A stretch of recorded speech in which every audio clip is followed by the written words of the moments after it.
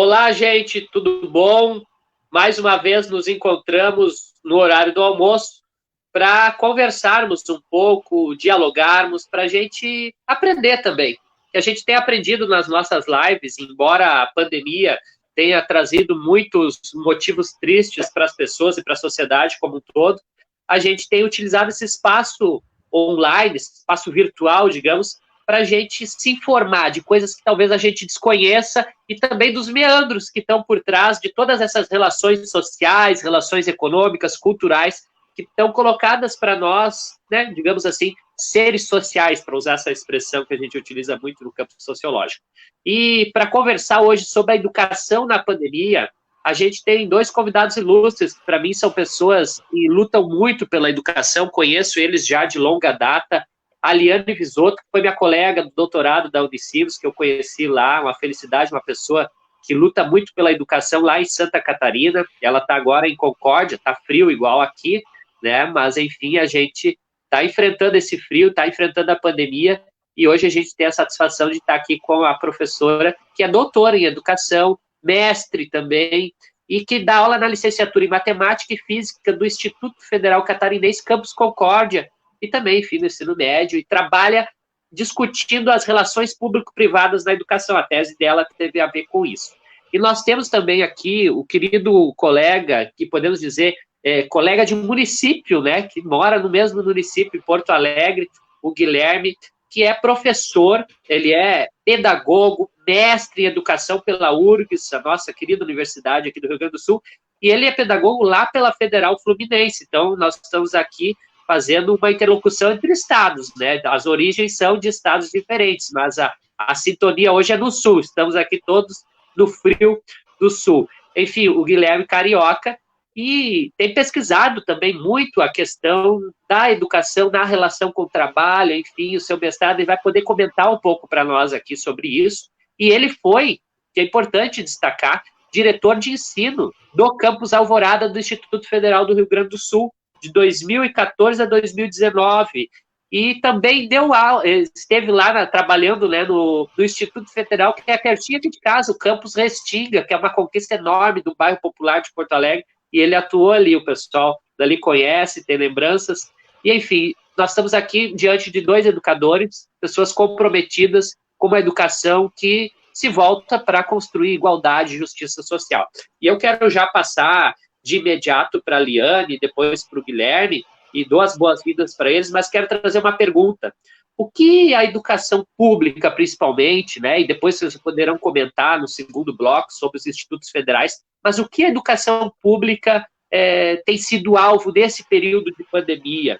O que são esses pacotes ou essas políticas, digamos assim, que os governos estão trazendo, mas que elas trazem por dentro delas uma relação muito privatista da educação. Então, a gente está preocupado com isso, que parece que vem pacotes mágicos que realizarão a educação na pandemia, trazendo o ensino remoto ou a educação à distância, EAD. E os professores, na verdade, estão tendo falta de espaço para debater e dialogar e construir, né, digamos assim, a análise dessa realidade de fato que está agora vindo com força, porque já estamos há 4 meses, né, de pandemia no Brasil.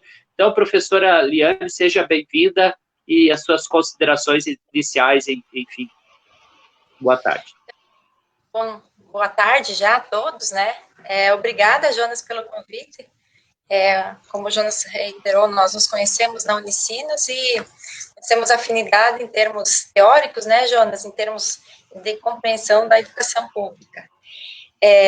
Eu acho que o Jonas falou uma coisa muito importante, que é os motivos tristes. Estudar políticas educacionais, né, que é a minha área de atuação, de fato, muitas vezes nos deparamos com mais situações tristes para compreender as políticas educacionais atuais do que situações felizes, né? Nós temos um percurso histórico aí na educação no Brasil marcado por muitas contradições, muitos limites, e mais retrocessos ou não avanços do que avanços, né? E nesse momento de pandemia, me parece, não, acho que é uma constatação real, né? O distanciamento e a dualidade educacional ela tem se acentuado muito no Brasil hoje, né? Se nós formos olhar de modo geral, me parece que a gente está vivendo um abismo neste momento em que as escolas estão fechadas.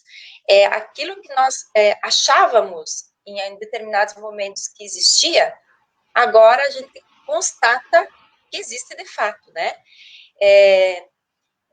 E todas as escolas estão fechadas, e quantas crianças que não têm acesso ao básico, né? Até a alimentação da escola está recebendo, muitas vezes, para ter uma refeição diária adequada. Então, vocês imaginam como é o processo de aprendizagem dessas crianças em casa, em que os pais também estão saindo para trabalhar. Então, quando eu falo que, nesse momento de pandemia, a dualidade constatada historicamente, né, de uma educação que favorece um grupo e desfavorece o outro, essa dualidade, ela se acentua pelas condições sociais das pessoas, né, e isso tem que ser considerado agora na educação e na volta também. E o que a gente tem visto, e assim, inclusive, conversado com muitos professores, né, com alguns municípios, inclusive, uma falta de política do próprio Ministério da Educação em relação à pandemia, né? Quanto tempo levou para o próprio Conselho Nacional de Educação se manifestar, né? Os municípios ficaram perdidos, não sabiam o que fazer, com relação a volta ou não volta. Vai ser 15 dias, vai ser um mês. Nesse tempo, alguns não se prepararam, então começaram um trabalho de preparação de atividades remotas, num período mais ali por maio, o que inclusive foi aligeirado, porque de uma semana para outra todo mundo tinha que ter, né? Aqui em Santa Catarina, o Estado, desde o início, ele pensou uma proposta, e alguns municípios foram junto, né? Porém, a gente tem observado que muitas crianças não conseguem desenvolver as atividades, né? Tanto quanto a mídia tem divulgado essa limitação em relação à educação hoje. Então, se a gente for observar, né, está no site da Amped, no portal de notícia, uma pesquisa realizada pelo Conselho Nacional de Juventude, olha que dado interessante, Conjuve, agora nos últimos 15 dias de maio, constatou que de cada 10 jovens, 3 já pensaram em não voltar à escola. E vejam, outros 49% pensaram em desistir do Enem. Agora, com a notícia que saiu essa semana que o Enem vai ser realizado em janeiro, a gente sabe que muitas escolas não vão ter concluído o ano letivo em janeiro, né? Nós, por exemplo, do Instituto Federal, a gente ainda está com atividade remota e não tivemos adesão de 100% dos professores, por diversos motivos, que depois a gente pode conversar, né? Mas a gente não vai ter alunos para fazer Enem, tanto quanto aqueles alunos de algumas escolas que estão tendo aula regularmente, estão conseguindo cumprir, inclusive, o calendário, né? A gente vai observar que tem alunos que sentam às 7h30 da manhã e saem às 11h30 do computador, porque tem toda uma estrutura, a escola está organizando, né? A gente observa isso principalmente nas escolas privadas, né, em que o ensino fundamental, ele continuou, o ensino médio, inclusive, né, continuou com as atividades. Então, a gente vai perceber, enquanto uns estão tendo acesso, outros não estão tendo. Então, essa diferença estrutural, ela se acentua na pandemia agora, em função de que eu preciso ter aula, eu preciso continuar, enquanto outros estão sobrevivendo. Essa é a condição que você coloca agora, né? Acho que a palavra ideal é a sobrevivência. E tem uma outra situação que eu fico muito preocupada, que é em relação ao professor. Eu tenho ouvido muito falar, e isso tem, de certo modo, me incomodado um pouquinho, que é com relação ao professor ter que se reinventar. Vejam, gente, nós vamos nos reinventar em que condições? Tem professor que não tem computador em casa, tanto quanto o aluno não tem. Aliás, o celular é a sua ferramenta de trabalho, que se transformou na sua ferramenta de trabalho, de receber trabalho de alunos. Então, quando a gente usa essa condição, agora é o momento de você se aperfeiçoar, de você se reinventar, de você trazer a tecnologia para a tua aula, como se isso fosse um propósito que tiraria a educação pública de uma má condição de qualidade, né, é muito preocupante, né? Então, eu sempre fico pensando, quando me falam isso, reinventar na precarização? É isso? Será que a gente precisa? Em que medida os sistemas de ensino, as redes, conseguem formar e capacitar os professores nesse momento, né? Então, essa é uma outra situação que se coloca nesse momento. Então, além do aluno, nós temos uma questão do professor. E uma terceira questão é da família.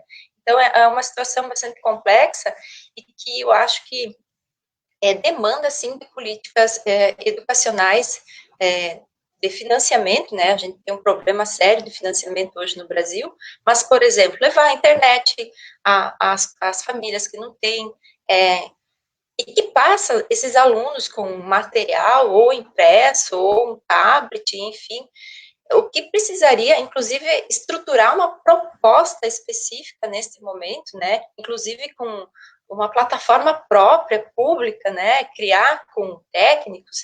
Eu sei que às vezes é muito rápido isso, mas já se passaram de março, que agora nós temos alguns meses já, e o que a gente tem visto, né, Jonas, aquilo que tu falaste, uma compra muito significativa de materiais. Muito embora, a priori, as plataformas sejam gratuitas, podem ser que sejam ofertadas gratuitamente, mas não vão ser sempre, né? Isso vai depois, vai vir a conta, né? Ou seja, a parceria, ela vai acabar se fortalecendo, né? Aliás, quando a gente fala em parceria, e o que a gente tem observado no Brasil, né, faz já algum tempo, muito tempo, né, entrando um pouquinho no assunto aí de como os municípios compram alguns materiais, muito embora a educação ela é pública, ela está pautada pela tal da governança hoje, né, ou seja, vários atores estão participando da educação pública. E a gente tem visto isso cada vez mais incisivo, de modo, inclusive, a tirar o protagonismo do professor com propostas prontas, sejam de sistemas privados de ensino, a tal das apostilas, como, às vezes, os parceiros que fazem das instituições não governamentais. Aí nós temos várias, né, citando Todos pela Educação, tem um grupo bastante significativo de instituições que acabam entrando nos municípios e determinando a proposta pedagógica dentro das secretarias de educação. Então, nós temos um processo de privatização que, embora ele não pareça ser direto, mas é um processo bastante indireto, né? Indireto no sentido de que a educação ela vai perdendo a essência do público, né? De uma proposta pensada por aqueles que vivem a realidade escolar, pela comunidade, construída com base em alguns princípios que se definem a partir da educação pública, estatal, gratuita, né, que seriam os princípios consagrados na Constituição, e que eu entendo que seriam adequados que a gente conseguisse, pelo menos, estar pensando, né. Eu não sei, Jonas, mas eu gostaria de falar um pouquinho também sobre algumas questões de ordem ideológica, que além dessa claro, a parceria público-privado, ela é uma questão de ordem ideológica. Ideológica por quê? Porque você toma a ideologia do parceiro para dentro da proposta educacional da sua rede de ensino, né? Há quem diga que essas parcerias, elas vêm favorecer metodologias novas, conteúdos e conhecimentos mais significativos. Nós temos aí uma prerrogativa dos parceiros com o empreendedorismo, né, com uma proposta aí da formação na condição da pessoa ser responsável pelo seu próprio sucesso, né, a teoria do capital humano, então você é responsável pelo seu sucesso, depende unicamente de você, né, o professor nessa condição também está sendo muito cobrado como o principal elemento na escola, né, responsável, digamos assim, pela educação das crianças, né, mas a gente tem observado, né, além de todo esse emaranhado de aproximações externas que a escola tem recebido por meio das parcerias, também um ataque às questões relativas ao pensamento livre, né? Acho que dentro da educação pública, do debate democrático, né, nós temos aí ataques às questões de gênero, de diversidade. Olha quanta coisa em tão pouco tempo a educação vem sofrendo, né, de ordem ideológica. Ataque às instituições de ensino superior, né, nós que trabalhamos nos institutos federais, nos parece que é lugar apenas de baderna. Olha como a gente foi classificado, né, dentro das universidades. Você falou, você tem baderna, um lugar em que as pessoas, ao invés de estudar, estão consumindo materiais ilícitos, como drogas, enfim. É uma situação. E quais as novas verdades? Olha a gravidade disso. Isso são novas narrativas. São verdades que se colocam para a sociedade civil que não tem conhecimento de todo o funcionamento, da estrutura, dos trâmites, do trabalho do professor que é posto à prova. Nosso trabalho é posto à prova, gente. Quer dizer que o nosso conhecimento, né, adquirido com muito sacrifício, né, horas bunda, a gente brinca, né, Jonas e colega Guilherme, a gente tem horas de trabalho para compreender um processo, compreender uma teoria, entender por que nós estamos vivendo desse momento, não apenas na educação, porque a gente olha a totalidade que nos cerca, a gente, quando estuda educação, a gente não pode unicamente ter esse tema, né, a gente tem que pensar nas relações que se estabelecem na área social, na área política, na área cultural, que determina, inclusive, os processos educacionais em cada época histórica, né, mas a gente tem sido colocados à prova, né, sido chamados, inclusive, de atrasados, nós das ciências humanas, então, mais atacados ainda, com cortes em bolsa, com a importância do trabalho do sociólogo, do filósofo, né, do pedagogo. Aliás, quem não sabe fazer outra coisa vai para pedagogia, né, e um absurdo isso. A pedagogia é uma ciência igual a qualquer outra área do conhecimento, né, então é um momento delicado, né, com certos desrespeito ao nosso trabalho, e essas narrativas que se erguem contra o trabalho da educação pública, elas encontram as narrativas dos parceiros privados que diz que tem a solução. Então, vejam, parece que tudo se fecha em favor de um tipo de educação que não é aquela que nós entendemos adequada, né? Se, por um lado, a educação está ruim, o culpado, então, é o aluno, é o professor, é o gasto excessivo com a coisa pública, a falta de gestão, né? Inclusive, isso é uma outra situação, a generalização, tudo se generaliza. Se nós temos um problema numa universidade, todas as universidades têm esse problema, né? E essa situação, então, de ataque às instituições públicas, ela é muito séria. E tem um viés. E qual o viés de tudo isso? Por que a gente quer ter essa imagem negativa das instituições? Quem quer essa imagem negativa? A gente sabe que por trás tem toda mundialmente, né, a gente tem observado o quanto a educação pública ela está sendo seu olho, né, ou seja, é um nicho de mercado bastante interessante, né, todo mundo está de olho no recurso público, essa que é a verdade. Então, nós precisamos prestar atenção qual é a intenção e quem são os intencionados em relação aos ataques que a gente tem sofrido de ordem ideológica, né? De ordem financeira, nós temos problemas também tanto quanto graves, né? Quando eu falava antes dessa generalização, é bem sério, porque você viu na universidade X aconteceu tal coisa, na escola Y tal coisa, todos são tratados do mesmo jeito. Então, quando você generaliza um fato, um acontecimento, o que a gente perde? A gente perde a essência. E quando a gente perde a essência, aí dá espaço para toda e qualquer possibilidade de dizer, olha, vocês não fazem direito, mas eu sei quem faz. Vocês não fazem direito, mas tem um parceiro que faz, né? Então, a gente tem aí várias situações, inclusive de ordem também autoritária, escolha dos dirigentes, né? Quantos dirigentes de instituições públicas foram eleitos? Claro que tem a lista tríplice, no caso das universidades, mas não foi o mais votado que foi escolhido como reitor, né? Isso aconteceu, né, Guilherme, aqui em Santa Catarina com a nossa co-irmã, o nosso co-irmão, o Instituto Federal de Santa Catarina, é um exemplo disso, né? Então, quer dizer, a comunidade foi consultada para quê? Né? Igual o Enem. O Enem foi feito o levantamento para quê? A maioria optou por maio, mas daí se decidiu por janeiro, né? Então, é uma situação bastante interessante de nós pensarmos por que tudo isso se configura dessa maneira, né? a formação dos professores, que eu falava antes também, ela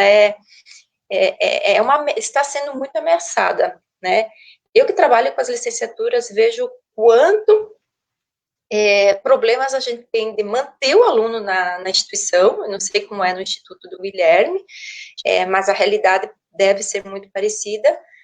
E esse aluno, muitas vezes, ele sai do instituto e não segue na carreira por diversos motivos, né? Mas o ingresso nas licenciaturas, muitas vezes se dá até pelo desprestígio social que a profissão vem tendo. Então, vejam, que a gente sai de um momento histórico em que o professor coitado, é professor, ganha pouco, né, precisa de políticas mais eficazes, para de repente ser atacado, para de repente nós sermos chamados de doutrinadores, né, de que nós não temos competência técnica, sermos questionados em nossa formação, em nossa atuação. Isso é muito sério. Isso é num lapso de tempo muito pequeno, né? Inclusive, todo mundo, ultimamente, está dando palpite aí na educação, né? Todo mundo dizendo o que tem que ser dado, o que tem que ser trabalhado, aliás. Agora, a gente tem observado, talvez, nova organização na formação dos professores, considerando que a nossa formação é muito teórica, né? Quando se esvazia o conhecimento, o que sobra? Sobra o tácito, a prática. E de prática, esvaziada da teoria, é uma formação pragmática, inútil. Não, útil para algumas coisas, inútil para aquilo que a gente entende que deva ser a formação do professor, né? Então, são essas algumas constatações, assim, que a gente vem nos preocupando nos últimos tempos, de modo geral, na educação, e assim, falando, enquanto professora de políticas, quando a gente fala dessas tristezas, me parece que, às vezes, quando a gente acha que vai ter uma possibilidade de avançar, há um retrocesso. Nós avançamos muito nos últimos anos, depois dos anos 2000, principalmente com condições de acesso em locais em que não existiam nenhuma instituição. A minha região aqui é um exemplo típico. Para vocês terem uma ideia, na região oeste de Santa Catarina, aqui, as primeiras instituições de ensino superior, elas foram feitas por organização da comunidade, as instituições comunitárias, universidades comunitárias. E se não fosse elas, na década de 70, não teríamos nenhuma outra. Por quê? Porque a federal, ela se instituiu no litoral, e aí ela não se interiorizou. Com os institutos federais, o que a gente tem visto uma expansão bastante significativa, inclusive com a Universidade Federal da Fronteira Sul, que também está aqui. Então, nós tivemos um limite de acesso ao ensino superior por um grande tempo, né? O percurso histórico é significativo de anos e anos. Agora, a gente tem as condições, estamos aqui inseridos nesse local, não só com o ensino superior, mas com a educação básica também, o ensino médio técnico, que é uma proposta significativa, é uma proposta praticamente única no mundo em termos de organização, do jeito que é os institutos federais, mas que muitas vezes fica ameaçado com relação à falta de financiamento. Então, são vários os fatores, como eu disse, que estão presentes, né, na educação pública, e ela tem sido alvo, de fato, não é a olhos vistos, né? Às vezes a gente acha que os ataques, ou o cerceamento, ele é um pouco oculto. No entanto, o que a gente tem visto é aquela coisa, às vezes, descancarada em relação à educação. A gente precisa pensar nisso, discutir isso, levantar possibilidades para mantermos a educação como um bem, né? E uma condição, é um direito da pessoa. É um direito da pessoa ter acesso a ela, né? Especialmente quando fala em direito gratuito na faixa dos 4 aos 17 anos, pelo menos, né? Já com o ensino superior, a gente avançou no ingresso, porém ainda temos uma grande lacuna. Deixa eu deixar o colega falar um pouquinho. Legal, Liane. Quero já passar imediatamente para o professor Guilherme. Seja bem-vindo também, professor Guilherme, que a gente se conheceu, né, lá numa formação do Instituto Federal de Alvorada, enfim, um campus que o Guilherme ajudou a construir, né, Guilherme? Então, Guilherme, passar para ti para as tuas considerações iniciais. Seja bem-vindo.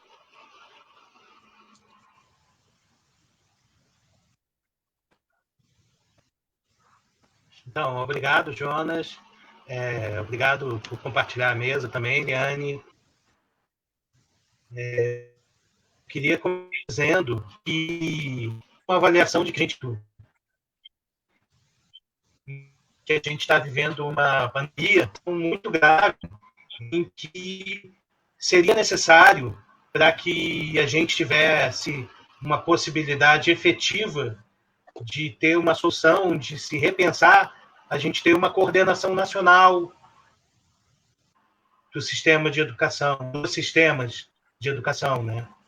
E não apenas agora, porque estamos no início, mas desde antes, desde o começo dessa gestão, desde o começo da pandemia, a gente está sem uma coordenação, porque o Ministério da Educação ele se recusou a assumir esse papel de coordenar a política educacional nacional e partiu para uma lógica de enfrentamento, tanto com as instituições federais, como os IFES e universidades federais, quanto o enfrentamento com os estados e municípios.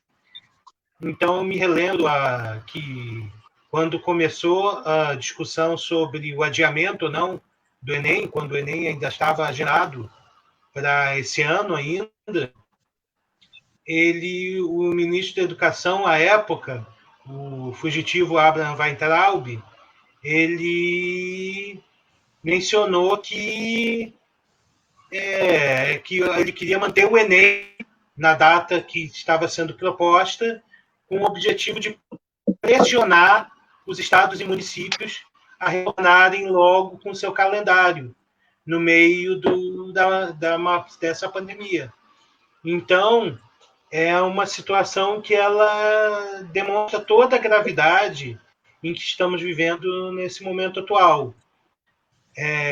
Eu compreendo que a gente tem uma situação que vem desde antes da pandemia e que a Anne ela trouxe com muito brilhantismo, que é de ataque ao trabalho em educação, que já vem desde muito tempo, não começou, inclusive foi um dos motivos que foi um discurso que foi sendo construído e que ajudou, inclusive, a eleger o atual governo, que é o discurso de ódio ao professor, que é o discurso de desconfiança dos professores e de deslegitimação do saber desses professores. Então, se partiu para a lógica de terra arrasada, de nada presta, de é um desastre, e com isso, se é um desastre, então precisamos colocar qualquer coisa no lugar. E o que é essa qualquer coisa? E aí surgem soluções prontas, como os sistemas de ensino, como a Liane apontou. Surgiu uma questão que é muito grave, que eu vejo na contemporaneidade, que é a proposta das escolas cívico-militares, que um colega meu, o professor Fábio, gosta sempre de demarcar. Não são escolas militares como as escolas do Exército, que têm uma qualidade diferenciada por conta de sua infraestrutura, por conta de opções de carreira, remuneração e salário dos professores. As escolas cívico-militares são uma intervenção em escolas da rede pública estadual, sem você ter uma melhoria de qualidade infraestrutural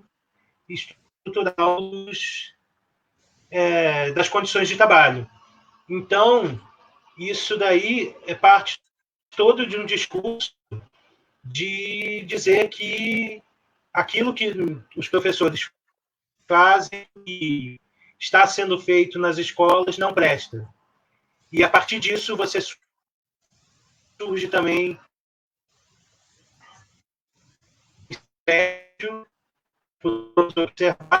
também surge dessa mesma premissa. A reforma do ensino médio ela surge do discurso de que há um desastre no ensino médio, de que o ensino médio no Brasil é um fracasso, quando a gente vê que as a lógica do fracasso, do desastre, ela não serve à classe trabalhadora. Por quê? Porque a gente vê que existem experiências sendo feitas no Brasil de trabalho dos professores de ensino médio, existem experiências fantásticas sendo construídas. A gente teve um avanço na última, ao longo da década dos anos 2000.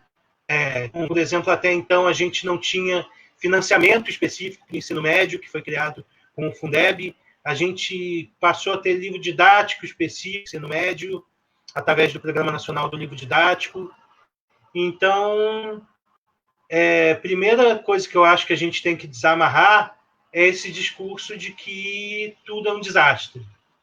Existe muita coisa boa sendo feita, e aí eu não me refiro apenas aos institutos federais, mas eu me refiro que existe muito trabalho sendo construído nas escolas públicas estaduais e municipais, que é onde hoje está a grande maioria das matrículas de estudantes, não só da rede pública, mas das matrículas no total, né? A maioria dos estudantes brasileiros estão estudando em escolas públicas municipais e estaduais. Então, a gente vê uma série de trabalhos fantásticos feitos. Um trabalho que eu sempre gosto de me referenciar foi o trabalho do projeto Trajetórias Criativas, que era realizado junto com o Colégio de Aplicação da URGS, que tinha um grande trabalho com estudantes com distorção idade séria. A gente tem experiências fantásticas sendo construídas no cotidiano por trabalhadores em educação por esse Brasil afora, e que não podem ser descartadas dizendo que é um desastre. Esses dias o Bolsonaro ele fez uma fala dizendo isso, admitindo que a educação no Brasil está um desastre, mas esse desastre é sempre nessa lógica de tentar substituir com o que vier. Então, o que vier é isso aqui que eu estou propondo.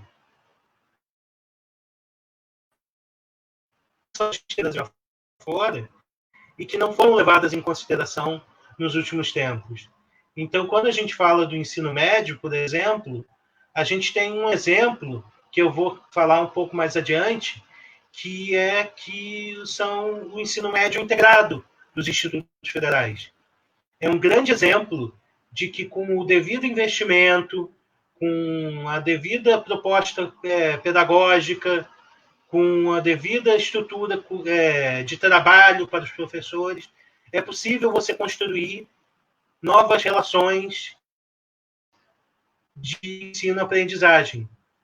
Mas a proposta que tem sido discutida até agora é uma proposta principalmente no ensino médio, de retorno ao passado, de você construir formas de ensino médio em que o estudante ele vai passar... deixa de ter um ensino médio único para todo o Brasil, um currículo único do ensino médio para todo o Brasil, e você, ressalvadas as especificidades locais, é claro, mas você tem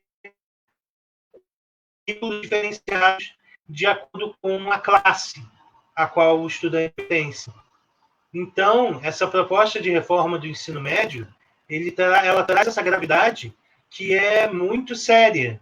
A gente tem uma especificidade de que essa reforma do ensino médio, ao momento em que ela quer construir percursos diferentes para pessoas, classes diferentes, ela acaba por segmentar trabalhadores, filhos da trabalhadora, terão acesso a esses conteúdos limitados. E aqueles que são os filhos das classes médias altas, os filhos das classes altas terão direito a um currículo integral. Isso é muito sério. Então, a gente vê tudo isso acontecendo no último período e o contexto de pandemia ele agrava sobremaneira essas desigualdades. À medida que, quando você coloca que os estudantes que já têm condições desiguais, que já têm escolas com financiamento desigual, que já têm escolas com condições estruturais desiguais, você coloca que essas pessoas agora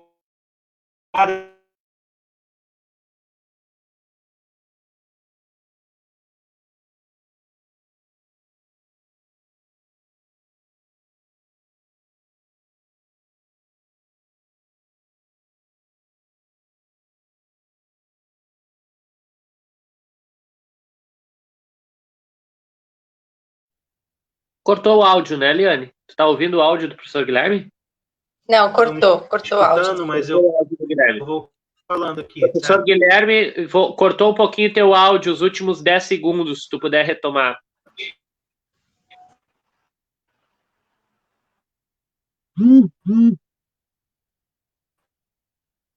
Tá cortando ainda.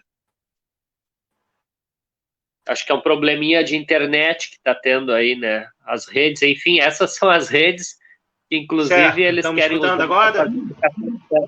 Agora estamos te escutando. Cortou Jonas, de novo. Agora sim.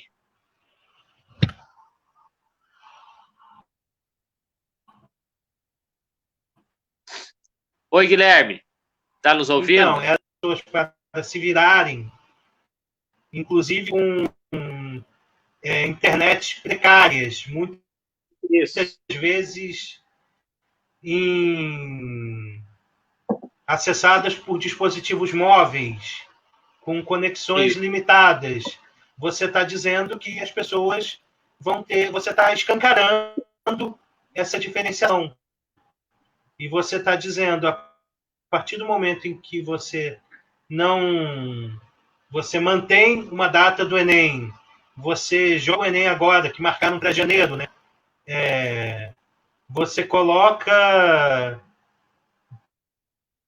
Você cria uma estrutura que escancara de vez a diferenciação entre os segmentos público e privado, ou seja, entre os filhos da classe trabalhadora e os filhos das classes médias altas e das classes altas brasileiras. E mesmo assim, você está dizendo a esses trabalhadores que eles se virem, porque os trabalhadores das escolas privadas, os trabalhadores das escolas públicas, em sua grande maioria, eles não receberam formação para trabalhar com... Você está aprofundando o abismo social brasileiro através da educação. Então, a educação que, na perspectiva que a gente trabalha, deveria ser uma ferramenta para a constituição de novas relações sociais, para a constituição de uma sociedade justa, ela está sendo escancaradamente usada como uma ferramenta para aprofundar as desigualdades sociais. Então, por início, eu acho que é isso que eu queria colocar. Devolvo a palavra aí para o Jonas e a gente segue a conversa. Guilherme, cortou um pouquinho o áudio teu em alguns momentos, mas a gente conseguiu entender 98% de tudo que foi colocado, só aqui na parte final que cortou um pouquinho mais ali. Mas, enfim, eu quero ler para vocês aqui alguns comentários e agradecer a todo mundo que está acompanhando a live. E as pessoas estão colocando várias coisas interessantes aqui. Não dá para a gente ler tudo, a gente vai colocando na tela, enfim, vai aparecendo aí, mas eu quero ler um que coloca o seguinte: a professora Elaine, que é a professora da Restinga, coloca o seguinte: a realidade das periferias está muito mais cruel agora. Na minha comunidade escolar tenho relatos tristes. o mínimo que o poder público deveria proporcionar é um projeto de educação remota honesta, não politicagem com vistas às próximas eleições, como estamos percebendo. Elisamar, professora, também da Zona Sul, coloca o seguinte: as tecnologias das empresas privadas se valem da mão de obra especializada e qualificada de quem se forma na grande maioria das instituições públicas. E o que eu queria usar essa frase da Elisa para pensar o seguinte, tá? Nós estamos na pandemia e muitos professores estão sendo obrigados a produzir muito planejamento, muita proposta de aula, uma sobrecarga enorme. O sistema privado, então, nem se comenta, porque tu trabalha com o cliente, e o cliente está ficando desempregado, não tem como cobrir a escola, então está escolhendo a escola e outro gasto, outro investimento, digamos assim. E aí as escolas estão pressionando os professores para dar qualquer aula remota, para fazer um mundo encantado, sem nunca terem tido formação de educação à distância, sem conhecer os protocolos da educação à distância, porque tem limites de interação e tem necessidades outras diferentes da sala de aula. Então, os professores estão sendo, como trabalhadores, como o Guilherme fala, oprimidos mais do que antes. Mais do que antes. Por quê? Porque no sistema privado, ou tu faz, ou tu tá fora. E aí nós estamos falando da subsistência do trabalhador em educação. Ele depende daquele salário para sobreviver, para manter seu aluguel, enfim, seus custos de vida. Aí a gente vê essa pressão enorme do sistema privado, não só lá, mas no público. Por que no público? Porque, como colocou a colega, é ano eleitoral, é ano de politicagem. A gente sabe, ontem deu uma chuva e os prefeitos foram tudo visitar os locais. Só que os prefeitos estão aí há 4 anos e não fizeram políticas de saneamento. Mas aí, na chuva, na chuvarada que dá no alagamento, pré-eleitoral, digamos assim, tem que estar lá, tem que tirar foto, abraça, aperta, né? Agora, o cumprimento é de cotovelo, daí eles tiram a foto, cotovelo no cotovelo do cidadão, só que, na verdade, o que eles fazem é a política da cotovelada. Eles vão o ano inteiro, o período inteiro, cotovelando a população, e o que a gente está vendo agora, na educação, é os professores da escola pública com uma possibilidade de ter a sua intelectualidade roubada, usurpada. Por quê? Porque as plataformas online, todo mundo tem acesso. Aqui na prefeitura, para vocês terem noção, se eu, professor da Restinga, da Escola Pessoa de Brum, postar uma atividade, os supervisores, os orientadores e os diretores das outras, todas as escolas da cidade, estão acessando a minha atividade, a minha proposição, que não é uma proposição meramente do trabalhador, é uma proposição intelectual, porque o professor tem formação para realizar processos pedagógicos inovadores. Aí vão usar a minha atividade, daqui a pouco está a minha atividade publicada no livro. E aí como é que eu vou comprovar que aquela atividade era minha, que eu postei no Cortex? Então, assim, nós estamos tendo uma abertura para o roubo intelectual de milhares e milhares de professores que têm. E aí eu quero falar sobre títulos em educação. Eu tenho doutorado, a Liane doutorado, o Guilherme tem mestrado, só que isso é um título acadêmico de um estudo teórico que a gente fez a partir do nosso ponto de vista. Agora tem o professor que ele é doutor da prática, que ele está há 20 anos alfabetizando na escola pública e ele sabe mecanismos que talvez a academia nem saiba para conseguir conquistar para a maioria o acesso ao letramento, o acesso ao mundo alfabetizado. E aí tu vai ter todo esse conhecimento sendo jogado numa plataforma e alguém vai roubar. Alguém pode roubar isso. Essa que é a questão do momento. Como essas plataformas protegem a intelectualidade e a propriedade intelectual do professor de sala de aula, que é, sim, na minha concepção, um doutor no ensino e na aprendizagem na periferia. Porque existe, sim, todo um processo social de destruição dos trabalhadores e dos filhos dos trabalhadores em curso, que se chama sistema capitalista, que não dá lugar para todo mundo, e os professores da escola pública criam a todo momento mecanismos para que essas crianças, esses adolescentes, possam aprender com qualidade. Então, esse conhecimento todo vai ser utilizado para quê? Vão daqui a pouco publicar livros didáticos com as tarefas dos professores do Brasil inteiro? Quem me garante que eu, professor Jonas, aqui da Restinga, a minha tarefa, todo o meu processo pedagógico e didático não seja roubado e daqui a pouco aparece num livro lá no Nordeste, lá no Ceará, que eu nunca vou acessar, mas o roubo intelectual aconteceu. Então, essa é uma preocupação que eu tenho muito presente nesses sistemas que estão vindo agora como salvadores da pátria, que em Porto Alegre, por exemplo, Liane e Guilherme, se chama Cortex, que é uma plataforma de um conhecido grupo empresarial brasileiro chamado Todos pela Educação. É um conglomerado de empresários de setores da economia que nada entendem de educação, mas que criaram fundações, criaram braços no âmbito educacional para interferir na educação pública, com vistas ao quê? Aquilo que a Liane colocava no início, a disputa ideológica da sociedade. Que sociedade queremos? Os empresários querem a sociedade que o cidadão comum seja regrado, siga protocolos sociais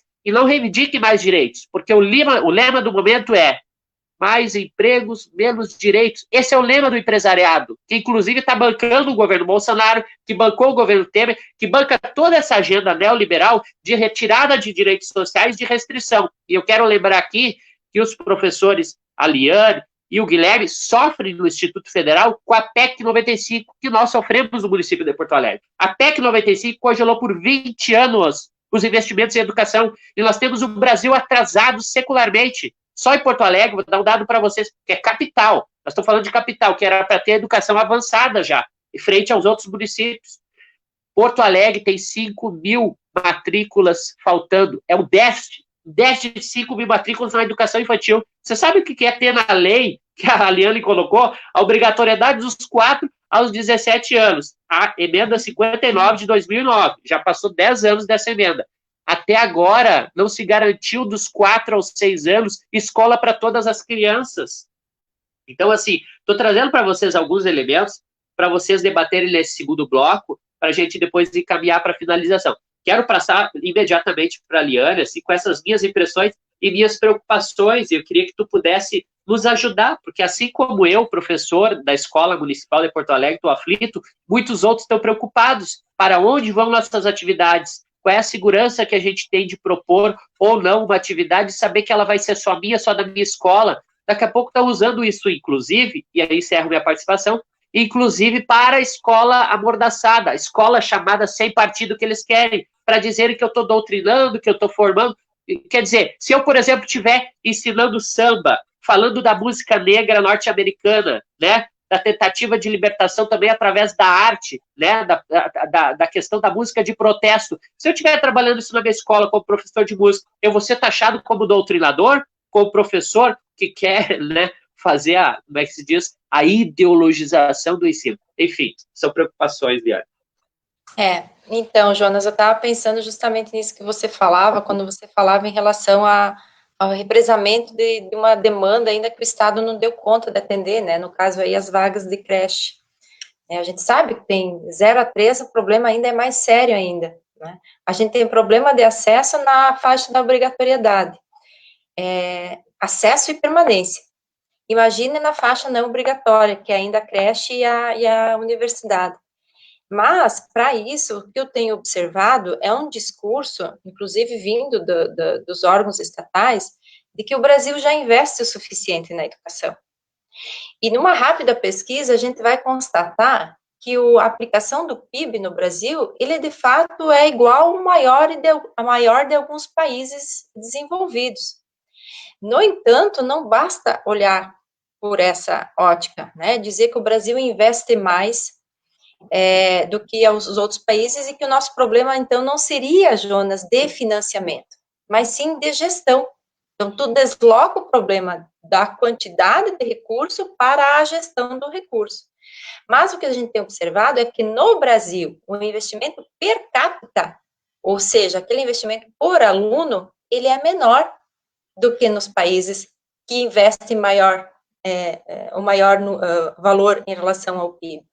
Então, o que a gente precisa analisar é que, se tem um valor menor per capita, é lógico que a gente não vai dar conta da qualidade, da formação dos professores, do acesso a todos aqueles que deveriam estar na educação, né, muito embora a creche, né, que você falou, é um direito da criança, mas ela não é obrigatória, né, enfim, então existe até uma briga muito grande entre os municípios e aí os ministérios públicos, com vários TACs, né, os termos de ajuste e de conduta, mas essa é uma realidade. E eu toco nesse assunto do financiamento, porque o teto dos gastos, ele vem construir essa narrativa de que dinheiro tem e que é preciso uma melhor gestão. E quem faz essa melhor gestão, Jonas? Não é o serviço público, é o serviço privado, que contrata professor por hora, nessa contratação, por exemplo, exclui-se todo o planejamento, ou pensar as dificuldades da escola, a proposta pedagógica lá é excluída, porque, afinal de contas, o professor recebe pelo momento que está na sala de aula. Então, um impacto negativo que isso tem na educação, porque veja como ele é grande, né? Veja como tudo se articula, né? Tu tem o teto dos gastos, que não pode gastar. Tu tem o discurso de que a educação já tem financiamento suficiente, e tu tem a solução, que é terceirizar, que é privatizar, ou seja, entrega para uma ONG, entrega para um parceiro, que esse sim vai dar conta, inclusive do princípio de eficiência, que está na Constituição em relação ao gasto público.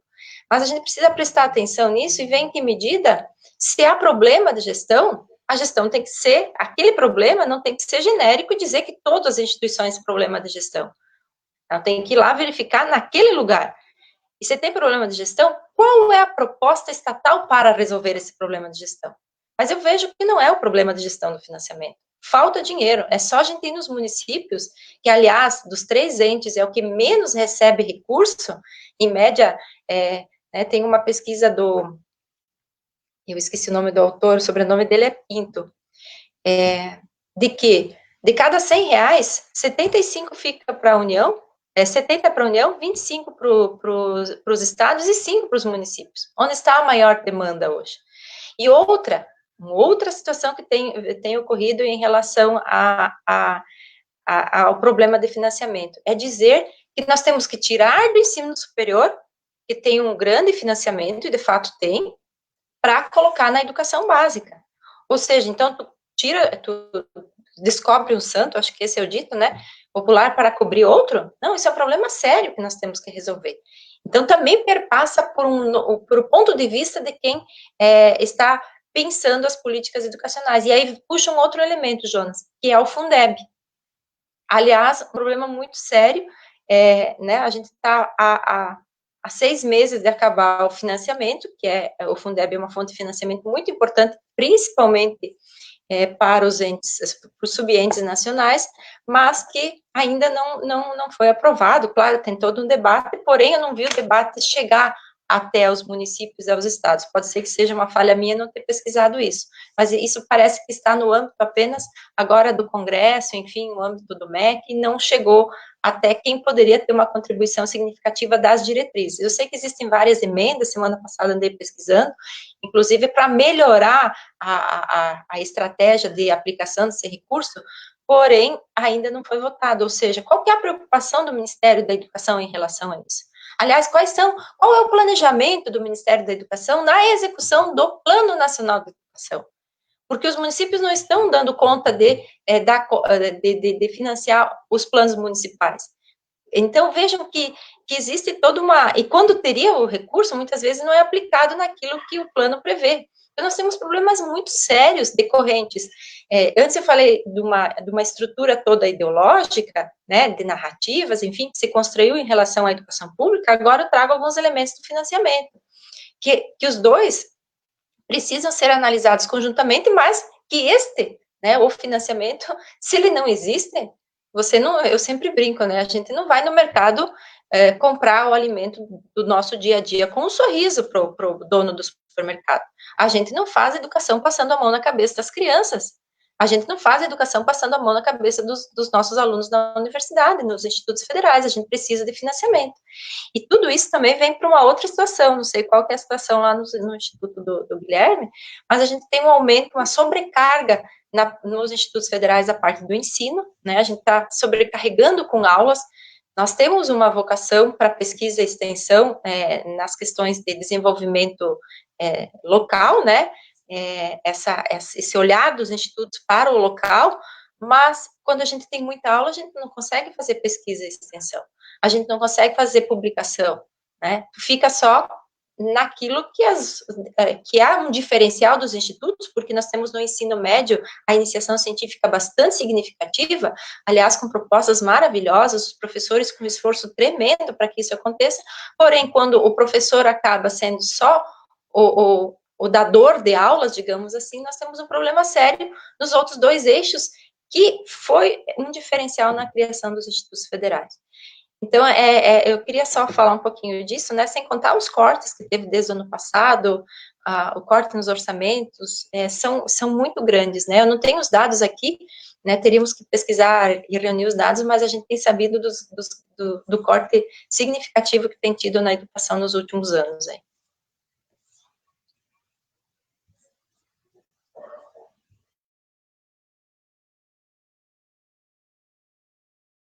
Jonas, o teu microfone está fechado.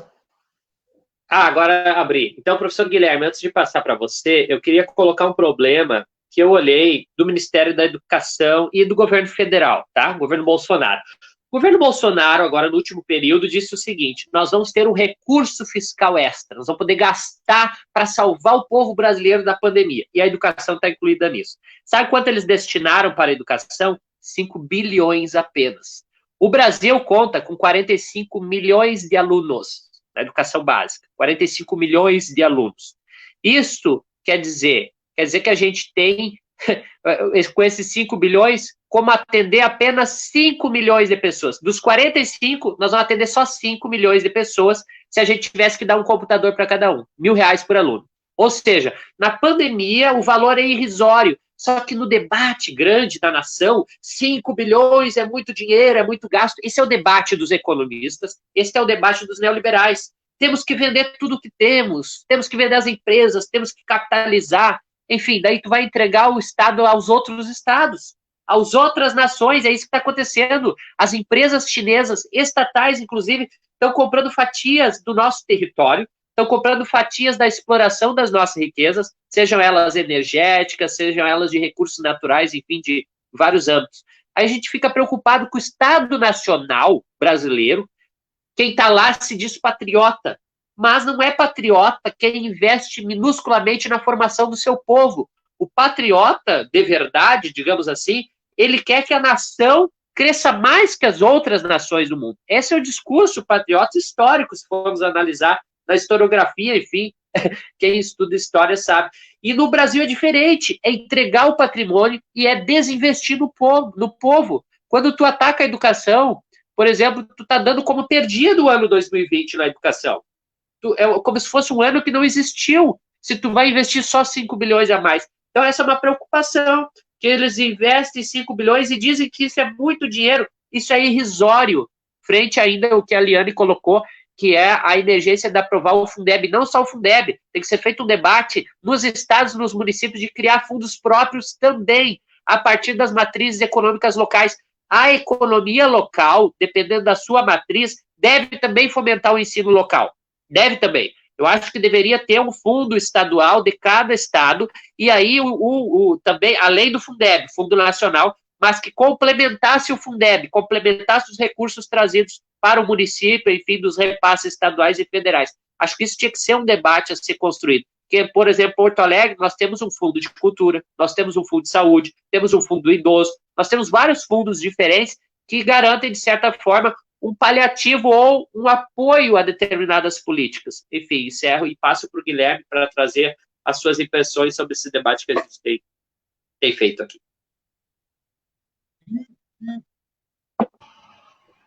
Então, já entrando um pouco nisso que o Jonas estava falando, a primeira impressão que eu tenho é, nesse momento de pandemia, a falta que está fazendo a gente ter uma empresa pública de telecomunicações que pudesse pensar uma lógica de garantir a internet como um direito para todos, né? A partir do momento em que você privatizou ela lá atrás, você abriu mão desse insumo estratégico, que é a comunicação, e hoje a gente está amarrado, preso a empresas privadas, né? Então, hoje eu vejo o quanto faz falta a gente ter essa empresa brasileira que pudesse fornecer internet. E eu gostaria de complementar um ponto que a Liane falou sobre a questão do financiamento da educação, que é esse discurso de que se gasta demais quando a gente analisa comparativamente a outros países, Mas o importante de se ver também é ver o quanto esses outros países investiram já no passado em educação. Porque o Brasil ele tem um desafio histórico enquanto nação, que é de investir não só em educação, ele tem o desafio de investir em educação básica para suas crianças e adolescentes, também tem o desafio de investir para os seus jovens e adultos que foram expulsos do sistema educacional historicamente ao longo da história do Brasil. A gente tem um passivo gigantesco de jovens e adultos com baixa escolaridade que foram empurrados para fora da escola, seja pela premência da necessidade do trabalho, seja por não existirem escolas na sua região. A gente tem que lembrar que isso não é uma raridade no Brasil. A obrigatoriedade do ensino médio é algo que é recente nesse país. Então, a gente tem que quitar essa dívida com jovens e adultos pouco escolarizados. A gente tem que investir na construção, manutenção e desenvolvimento de uma carreira de docente. A gente tem que assistir. E como a gente quer se constituir enquanto uma nação soberana, a gente tem que investir, sim, na universidade pública, que é onde se constitui, onde se constrói conhecimento nesse país, onde se faz pesquisa nesse país. São nas instituições públicas, nas universidades e institutos federais. Então, a gente tem um desafio que é muito grande em relação ao financiamento, que é de você quitar a dívida do passado e investir agora no presente. E aí eu entro um pouco na discussão dos institutos federais, de tentar entender por que os institutos federais eles têm resultados, né? Eu pessoalmente eu questiono muito exames de larga escala, como o PISA e o próprio Enem, enquanto aferidores de qualidade, mas enquanto exames que existem, a gente vê que os resultados dos institutos federais eles são superiores muitas vezes, inclusive, às das escolas privadas. E qual é esse diferencial? Não é que os professores dos institutos federais sejam pessoas melhores do que os professores das redes públicas. O que acontece? Você tem nos institutos federais um plano de carreira que, embora defasado, embora já com algum atraso de reajuste, né, tá alguns anos sem sequer reajuste, mas ainda assim você permite a pessoa se dedicar exclusivamente a uma escola única, que ela não precisa ficar se desdobrando em 2 ou 3 escolas para conseguir tirar o seu provento, que a gente precisa lembrar que os professores eles são seres humanos que precisam sustentar a sua vida, então eles precisam fazer opções por conseguir ter financiamento da própria vida também. Então, à medida que você tem um plano de carreira sustentável para essas pessoas, você consegue atrair pessoas com boa formação, com mestrado, com doutorado, e você consegue atrair também, dar para essas pessoas condições de se formarem também em serviço. À medida que você, nos institutos federais, aqui no Instituto Federal do Rio Grande do Sul, os professores eles podem contabilizar o seu tempo fazendo mestrado ou doutorado como parte de sua carga horária de trabalho. Você tem um grande diferencial, que é que você tem um teto de horas em sala de aula. A Liane apontava isso muito bem, que é fundamental para você ter uma educação de qualidade, que é no Instituto Federal do Rio Grande do Sul, os professores têm um teto de 16 horas em sala de aula. Um professor de 40 horas tem 16 horas em sala de aula. E aí a gente pode pensar, mas isso é um desperdício. Os professores tinham que estar mais tempo em sala de aula. Mas o que faz o diferencial dos institutos federais é exatamente eles poderem ter esse tempo máximo em sala de aula, para eles poderem realizar projetos de pesquisa e extensão, que são realizados junto com os estudantes. Então, os estudantes já no ensino médio, eles estão realizando pesquisa, eles estão realizando extensão. A gente aqui no IFRS tem muito orgulho de uma estudante nossa que ganhou diversos prêmios lá do Campus Osório, que ela ganhou diversos prêmios internacionais. Ela teve a honra de, com um dos prêmios que ela recebeu, foi poder batizar se não me engano, era um asteroide, né? Então, isso tudo são possibilidades que nascem da pesquisa e da extensão que os alunos têm já desde o ensino médio. Então, hoje, isso daí é o grande diferencial dos institutos federais. Então, quando você puder pensar uma escola com condição, com estrutura, uma escola onde os estudantes queiram permanecer nessa escola, queiram passar o dia na escola, queiram se envolver em projetos de pesquisa, em projetos de extensão. Eu tenho uma tristeza muito grande, que foi o desmantelamento do programa Mais Educação, que era um programa do governo federal que possibilitava atividades no contraturno de capoeira, inglês, letramento, que foi desmantelado desde o golpe de 2016, e que era uma possibilidade de pensar a educação integral. Então, são alguns dos diferenciais que a gente tem que pensar que tudo isso custa dinheiro. Então, a gente precisa decidir, enquanto nação, se a gente vai querer investir em educação.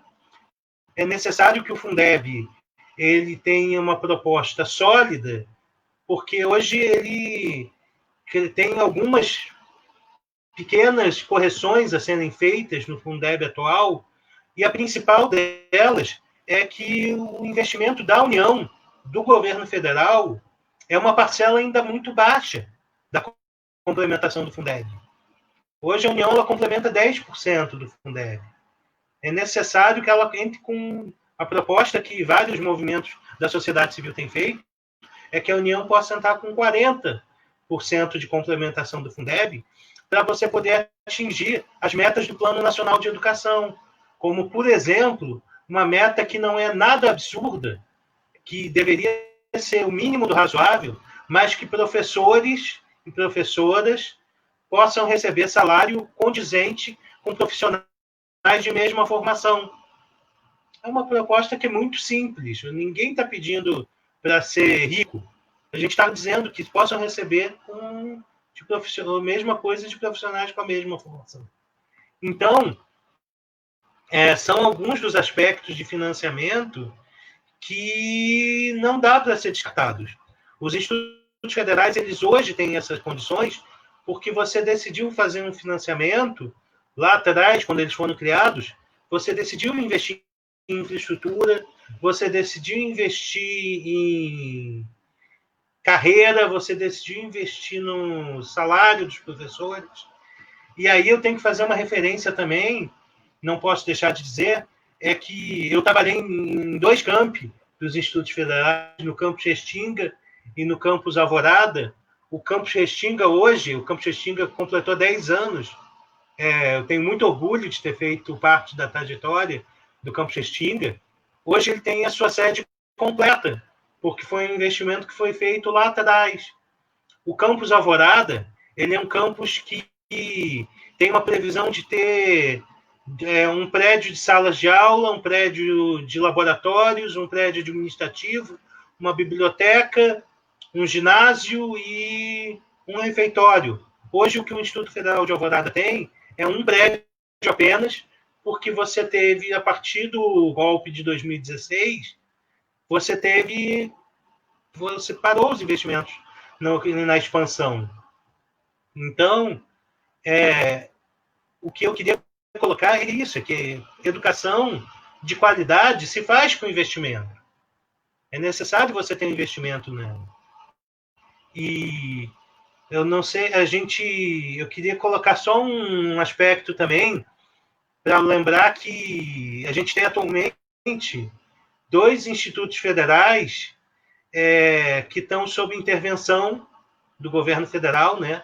O Instituto Federal ele não tem lista tríplice como as universidades, ele tem eleições diretas para seu reitor, e atualmente você tem 2 institutos federais que fizeram a eleição para reitor e a eleição foi desconsiderada. A Liane mencionou o Instituto Federal de Santa Catarina e a gente tem o Instituto Federal do Rio Grande do Norte, onde foi colocado um interventor que sequer participou do processo eleitoral. Então, a gente tem aí um processo que é muito grave de tentar desqualificar o projeto dos institutos federais. E esse projeto dos institutos federais é um dos modelos que mais dá certo no Brasil, enquanto modelo de educação pública, e que deveria ser, por uma nação que se pretenda soberana, constituir como um modelo para as demais redes de ensino. Você ter carreira, você ter um plano de carreira digno, você ter um salário condizente, você ter dedicação exclusiva a uma só escola. Então, a gente tem hoje em dia, eu me lembrei agora aqui, um Instituto Federal lá no Rio de Janeiro que está sob um ataque específico também, que eu gostaria de destacar, que é o campus de Belford Roxo, que a prefeitura está pedindo o terreno de volta. Ela aprovou a doação do terreno para instalar um campus no Instituto Federal, criou uma série, depois disso, criou uma série de dificuldades para a realização da obra, dificultou dificuldades técnicas que impediram a licitação da obra lá, e hoje está alegando que, como não foi construído, quer de volta o terreno. Então, a gente vê que a educação no Brasil está sob forte ataque, e que cada vez mais é o nosso trabalho que vai fazer, que vai possibilitar a resistência a esses ataques. Antes de passar para a Liane, para as considerações finais, e para o Guilherme, eu queria só lembrar assim, que tem vários períodos históricos, né? Tem períodos que a gente não tem nada, tem períodos que a gente avança, tem períodos que a gente resiste, tem períodos que a gente retrocede. O nosso período é um misto de resistência com retrocesso, porque já perdemos muita coisa num período curto de tempo, 2016 para cá. Mas algumas coisas a gente resiste. Vou dar um exemplo de Porto Alegre. Por 2 anos, o governo neoliberal do Marquesan, deputado federal, votou a PEC 95. Votou para congelar recursos. Virou prefeito em 2016. Falta recurso para administrar a prefeitura como prometeu, né? Não que a prefeitura não tenha recurso, ela tem, mas poderia ter mais se ele, como deputado federal, tivesse feito o dever de casa a favor do Estado e da população. Não, fez a favor dos seus interesses político-partidários meramente. Então, agora, como prefeito, ele não consegue respeitar o plano de carreira do professor. Nosso plano de carreira prevê 6 letras. Cada letra, tu amplia 10% no teu salário. O que é isso? Mas para tu mudar de letra, tu tem que concorrer com todos os professores, porque tem poucas vagas, é uma pirâmide. Tem bastante vaga na letra A, todo mundo entra na A, sem nada, 0. E aí, para ir para B, tem gente que está 18 anos esperando, 24 anos esperando, porque a cada 6 anos de serviço público, tu pode concorrer. Como é que tu concorre? Aí tu entrega os teus títulos, a produção tua intelectual e como docente no teu espaço de trabalho, né, o teu crescimento profissional vai te permitir chegar nas outras letras. Agora me pergunta onde está a maioria dos professores, quase 5 mil do município. Todo mundo praticamente na A e na B. Não tem um plano de carreira efetivo. O que eu quero dar como exemplo? Que apesar da gente ter as coisas garantidas em lei, é uma batalha constante para que a lei seja respeitada. Nós estamos com as progressões, que é assim que se chama, atrasadas aqui.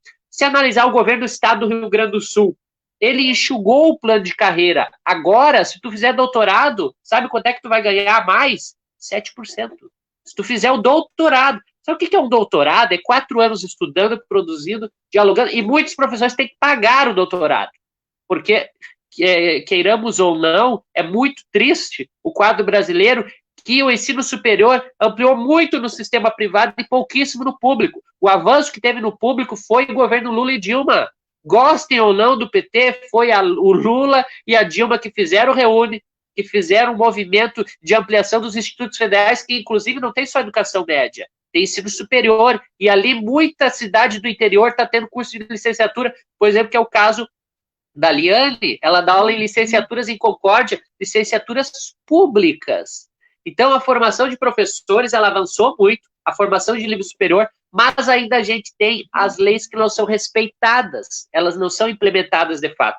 Porto Alegre, quero dar um dado para vocês, 2017, mesmo tendo recursos do Fundeb para pagar o salário em dia dos professores, em 2017 o prefeito parcelou os salários. E sabe o que aconteceu com ele? Nada. Deveria ter sido impeachmentado porque foi contra a lei de improbidade administrativa, mas o Ministério Público não consegue, parece, andar, se movimentar. Nós sabemos que muita gente no Ministério Público tem ideologia, sim, porque tem uma coisa que as pessoas dizem assim, o judiciário ele é neutro, ele trabalha só com o exercício de interpretação da Constituição. Sim, a Constituição brasileira, ela tem muita margem para interpretação. E aí a interpretação vai vir a partir da posição ideológica daquele ator do judiciário, que a gente tem visto nos últimos tempos processos de perseguição a determinados atores sociais e não a outros. A gente vê, por exemplo, o Aécio Neves, eu quero entrar no debate da política, o Aécio Neves passa incólume na história brasileira, um cidadão que não é de reputação ilibada, e um cidadão que deveria hoje estar, na minha opinião, dentro da cadeia. Michel Temer deveria, na minha opinião, estar dentro da cadeia pelo conjunto da obra, porque o que Michel Temer fez contra o Brasil, de redução de direitos, de ampliação da fome, de retirada do Bolsa Família, por exemplo, só em Porto Alegre nós perdemos, Guilherme, 18 mil Bolsas Família em 2017.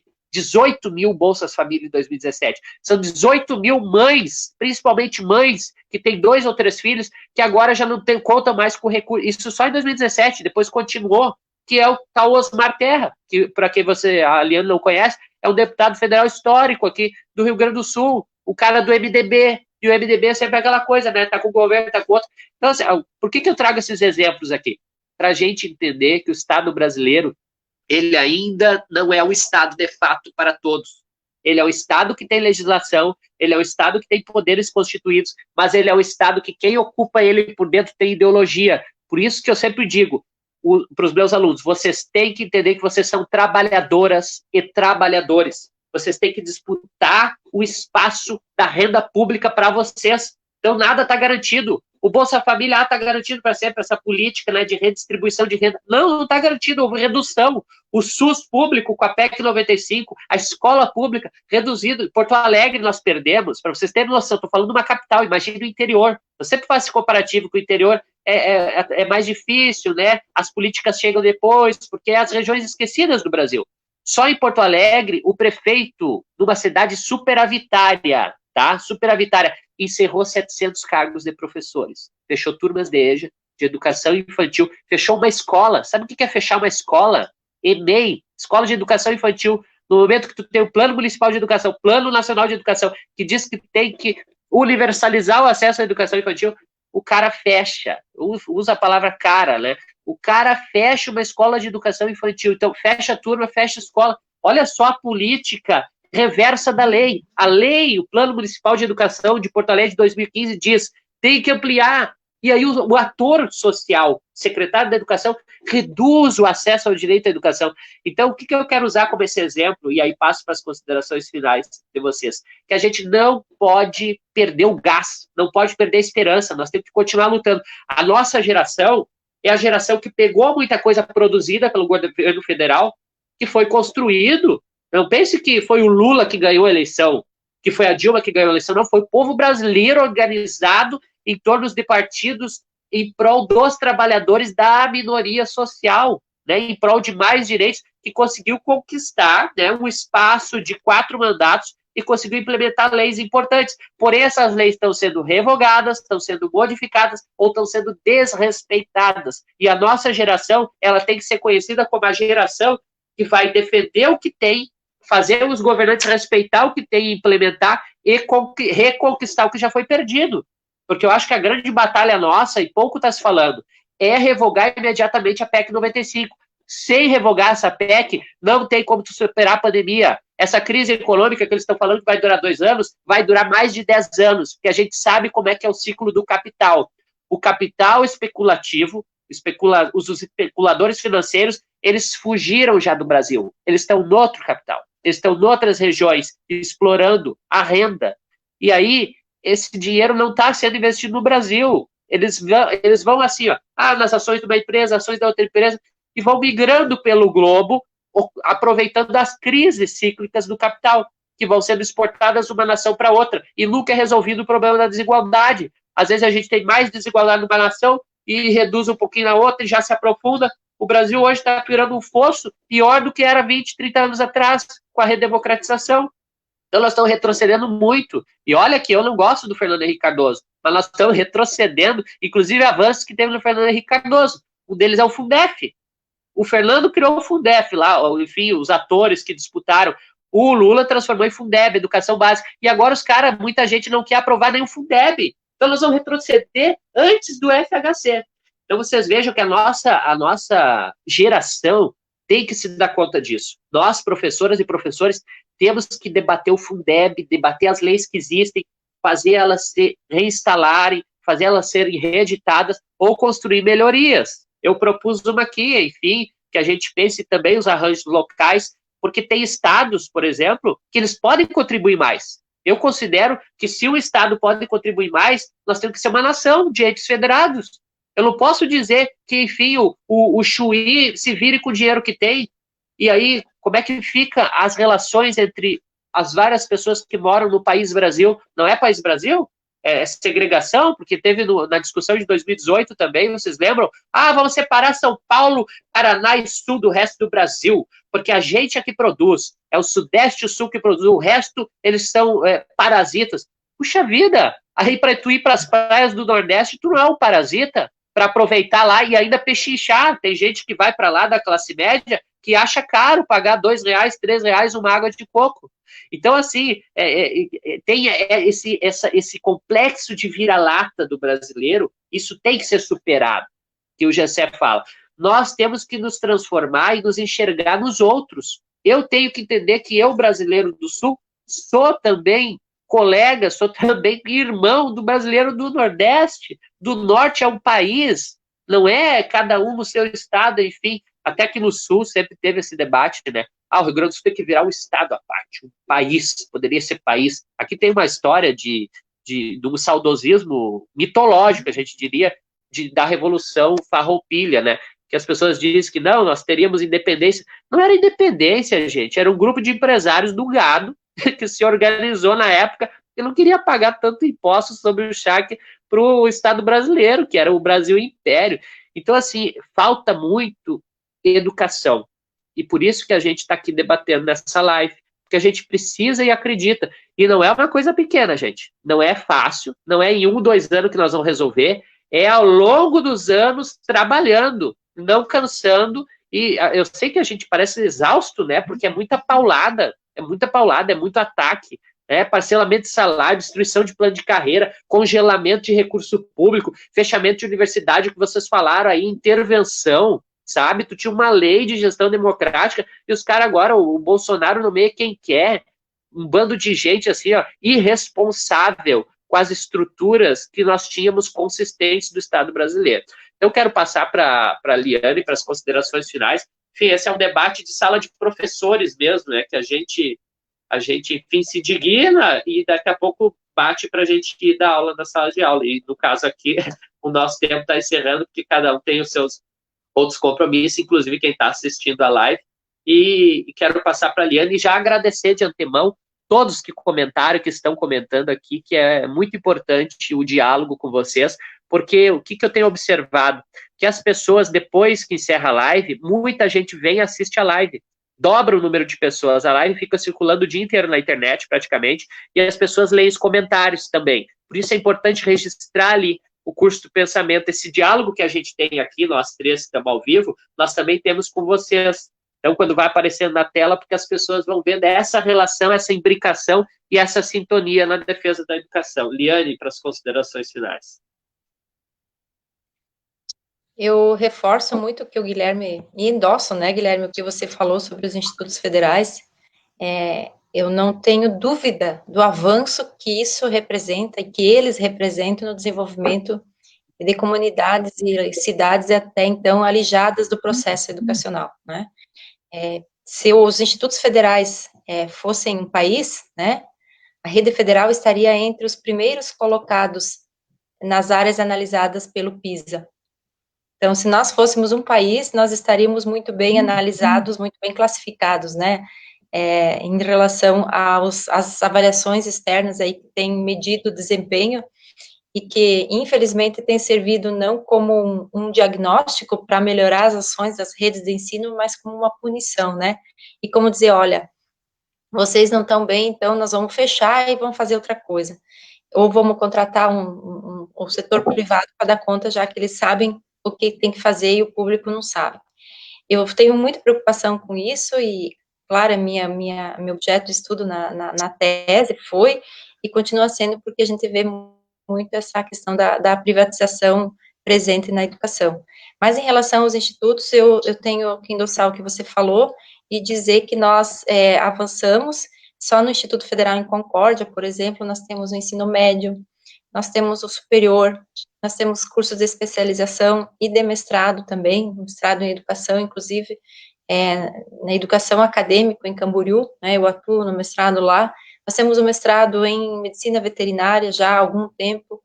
Então, nós temos avançado muito. E, para isso, como disse, precisa de políticas estatais que garantam a continuidade, o aperfeiçoamento e o crescimento dos institutos federais, né? Mesmo na pandemia, a gente precisa pensar e não esquecer desse debate super importante que é a consolidação, e já deu certo, né, aquela história, os institutos federais estão se consolidando, alguns podem estar, mas é uma política que deu certo, que vai dar certo na medida em que também tiver as condições objetivas para isso. Jonas, muito obrigada pelo convite, né, fiquei muito lisonjeada, e espero ter contribuído um pouquinho para a gente pensar os problemas atuais da educação, e ao contrário de desanimar e nos deixar tristes, mas o conhecimento, ele ajuda a emancipar, né, ajuda a pensar possibilidades. Obrigada, tá, Jonas? E obrigada, Guilherme, por compartilhar contigo o pensamento aí sobre a educação.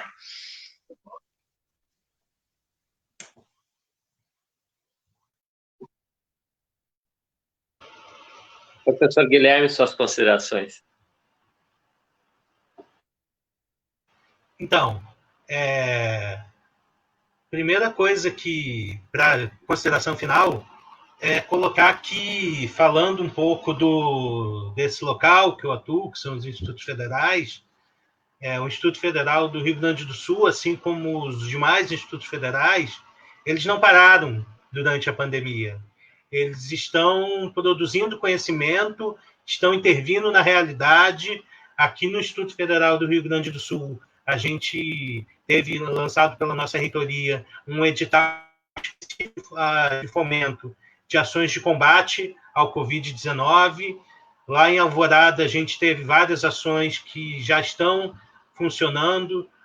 Cito aqui o projeto As Gurias contra a Fome, um projeto de apoio a mães solteiras. A gente tem o projeto Colabora, de combate à fome. A gente tem no campus Porto Alegre um projeto de panificação, que é um projeto de preparação de alimentos, né? Lá eles têm um curso técnico em panificação e confeitaria e estão produzindo pães para distribuir para a comunidade.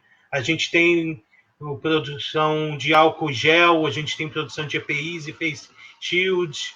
Então, as aulas, sim, elas estão paralisadas no momento, porque a gente identificou que a maioria dos nossos estudantes não tem acesso suficiente à internet, não tem equipamento adequado, não tem condições de estudo em casa. A gente tem alunos da educação de jovens e adultos também. Os institutos federais têm a missão de trabalhar com a educação de jovens e adultos, integrada à educação profissional, o PROEJA. E a gente tem uma perspectiva que os institutos federais eles têm nos seus documentos normativos a ideia de uma educação que supere a divisão de trabalho intelectual e trabalho manual. A gente tem uma proposta de uma educação unificada, uma proposta de uma educação que reintegre isso, que é uma educação que precisa ser necessariamente crítica ao atual sistema. E, para isso, a gente entende que não é um mero repassar de conteúdos. E isso a gente entende que pressupõe um encontro no coletivo, né? A gente atualmente está construindo uma proposta de normativa para atividades remotas não letivas, objetivando manter o vínculo com os estudantes. A gente identificou que tem muitos que têm sentido falta, mas a gente tem trabalhado muito nessa lógica de que seja não letiva, que não seja para substituir as aulas, mas sim para ajudar eles a lidarem com esse momento. Então, são algumas atividades que a gente tem feito para mostrar que o trabalho ele não para, a educação não está parada no Brasil. A gente está sem aulas, a gente está sem calendário letivo nos institutos federais, em muitas redes, mas a gente está trabalhando muito e muito intensamente no combate a essa pandemia, que é o desafio. Não vou cair no clichê, mas é um grande desafio, né, para nós e para a educação como um todo. A gente, inclusive, já deixa o convite, hoje à noite tem o Sarau do Sol e da Lua, que vai acontecer no Facebook, que é uma atividade cultural organizada pelos estudantes do Campus Alvorada. Então, são todas formas de resistência que vêm sendo construídas e que são cada vez mais necessárias para a gente superar esse momento. E que só são possíveis com uma decisão política de você ter educação como centro de um projeto nacional. Isso é uma decisão política que foi tomada, que é uma decisão política que não está sendo tomada no atual momento. A educação não está no centro de um projeto de desenvolvimento nacional e que a gente tem a missão histórica de resgatar esse projeto. Então, agradeço a todos que assistiram, agradeço ao Jonas pelo convite, a Eliane por dividir a mesa e seguimos juntos. Então, Guilherme, Eliane, eu agradeço vocês terem despendido tempo para estarem conosco, dialogando sobre a educação. Foi uma aula, vocês retomaram vários aspectos históricos, inclusive que são desconhecidos. As pessoas às vezes veem os prédios do Instituto Federal dentro das cidades e, o que será que é aquilo ali? Que escola é essa aí? Não conhecem, né, toda a luta de criação dessa rede, e também as pessoas olham também para as escolas muitas vezes e não sabem todo o debate que tem para manter uma escola de pé, para ter professor. Nós temos uma briga homérica para ter professor, e mais do que ter professor, depois que tem professor, tu não consegue ter a remuneração do professor. Tem um conluio de prefeitos e deputados, inclusive governadores, que não quer a lei do piso nacional, quer destruir com isso, que é o mínimo. Hoje a gente tem em Porto Alegre uma rede conveniada de mais de 200 escolas de educação infantil, que são escolas comunitárias, só que elas não pagam o piso salarial para as professoras. Então nós temos pedagogas que ganham R$1.000, 1.000 e pouco, enfim, para trabalhar com um processo complexo que é a educação das crianças pequenas, as crianças um pouquinho maiores, enfim, dos bebês. A gente fica preocupado, e ouvindo vocês, que há muita coisa para fazer, e de tão grande tem sido a destruição em curto tempo, né? Acho que nós temos que criar uma reação, e eu acho que a reação é que os atores sociais comecem a ter mais sensibilidade de parar de olhar as diferenças que temos, as idiosincrasias, entre a chamada esquerda, entre os chamados lutadores pelo campo do trabalho, e ver as semelhanças que nós temos e o que a gente precisa enfrentar, que é o processo de um projeto proto-fascista que está avançando. Nós vimos uma matéria de jornal que derrubaram algumas redes deles, derrubaram 70 páginas que eles tinham no Facebook, que espalhavam mentiras por aí, a família Bolsonaro, mas há muito mais que isso, muito mais que isso. Eu quero dizer para vocês, tem um deputado no Rio Grande do Sul, que se chama Van Hatten, deputado federal, 350 mil votos. Sabe como ele fez esses 350 mil votos? De forma silenciosa pela web, surfando na onda do bolsonarismo, com muita fake news, provavelmente. Então a gente precisa, como esquerda, entender usar as ferramentas, como trabalhadores, entender que somos trabalhadores e vivemos do nosso suor, e que a gente vai ter que disputar constantemente o Estado, porque o Estado, muitas vezes, ele é ocupado para as minorias. Hoje mesmo tinha vou só comentar isso e vou encerrar, uma nutricionista da prefeitura, filiada ao PSDB, me atacando na internet, espalhando fake news, mentira e tudo mais. E aí tu vê, a pessoa, funcionária pública, teve a retirada de direitos nesse último período e mesmo assim é debitária de um projeto neoliberal só por causa de uma FG de R$ 200 que ela recebe a mais. Então ela prefere perder 600, perder R$ 1.000, um plano de carreira de longo prazo de 20 anos, e para manter os R$ 200 imediato. Então, o trabalhador, a trabalhadora ainda precisa chegar na consciência de classe. Essa trabalhadora ainda não chegou, por exemplo. E nós, como professores, temos que ser generosos. Se a gente conseguiu chegar ao entendimento do que é o professor, trabalhador em educação, muitos ainda não chegaram. Nós precisamos chegar que a maioria do povo chegue a isso. Então, acho que a eleição de 2020, ela tem que ser pedagógica, didática. Ela tem que ser um processo educativo que as pessoas entendam realmente que muitos partidos estão aí votando esses congelamentos, que com seus deputados estão destruindo os projetos que existiam bacanas nos municípios. Então, a gente acha que tem que trabalhar muito nessa perspectiva, eu acredito, freiriana, que nós somos seres inacabados, e entender que aquilo que a gente conseguiu adquirir de conhecimento, a gente tem que dividir com o outro. E vocês fazem isso conosco aqui, vindo de forma generosa, conversar, trazer a experiência histórica de vocês, nos espaços que vocês fazem, não só o oferecimento do serviço público educacional, como professores, enfim, educadores, mas como militantes da educação, que eu sei que a Liane já esteve no Conselho Municipal de Educação, também da sua região, enfim, já esteve ocupando pasta na educação, cargo, e o Guilherme já esteve na direção também do Instituto, enfim, fazendo essa questão que é implementar a lei, porque é uma luta constante. Enfim, gente, agradeço a todas e todos que estiveram conosco, compartilhem a live, e já convido para a live de amanhã. Amanhã nós vamos conversar com duas feministas, duas militantes, uma da Marcha Mundial de Mulheres e a outra uma doutoranda lá no Unicinos, Liane, a Vanessa Gil, professora estadual, querida, conheço ela há longo tempo, e nós vamos falar sobre a violência contra as mulheres e as meninas na pandemia, que tem crescido muito e ela está silenciosa. Silenciosa porque os agentes públicos têm falado só na pandemia como o caso sanitário, a doença em si, o sistema de saúde, só que há problemas sociais gravíssimos se amplificando e se ampliando na sociedade, a gente precisa debater isso. Então, amanhã a gente vai trazer duas pessoas que conhecem muito do tema para nos educar, digamos assim, nessa temática que a gente precisa muito. E a Liane e o Guilherme, eu só tenho a agradecer a vocês por terem dado essa aula para nós, que eu considero, sempre quando a gente reúne professores, a gente tem uma aula, né? Pode ser ela formal ou informal, mas a gente fica discutindo e debatendo, enfim, seja na prosa, por telefone, WhatsApp, Facebook, a gente está sempre problematizando, né? Não é um mal do professor, é uma coisa boa, né? Mas a gente está sempre em torno da educação e questionando. Esse é o nosso ser freiriano. Tá bom, gente? Tudo de bom para vocês e para todos que estão acompanhando. Um grande beijo no coração de todo mundo e nos vemos em breve. E tomara que essa pandemia encerre logo. Tá bom, um abraço, pessoal. Um grande beijo, Jonas. Valeu. Um abraço a todos. Valeu, gente. Tchau.